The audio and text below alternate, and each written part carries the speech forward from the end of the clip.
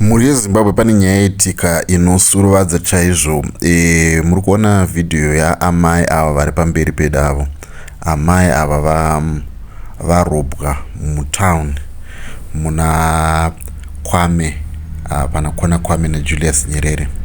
Vanga vakwira mushikashika weHonda Fit wanga vachibva kuMbare.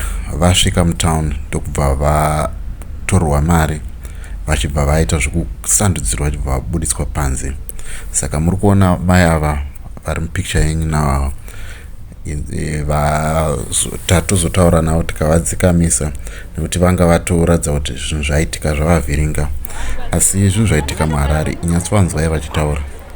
Vati chii iputi chii. Saka imota yedu yatiza nekuku. Yanenge yatiza nekuku. Tafandati iputi. Saka vanhu vasotobva kusaiti. Aridza futi yanaona chii. Kuti tibate mezi dzacho kuti chii chaitika ndosabva takangoti mbavha. Saka munhu vese abva kumusoro kuzonzi zvitozvika vangotenderera. Vadi vangoita kutoti.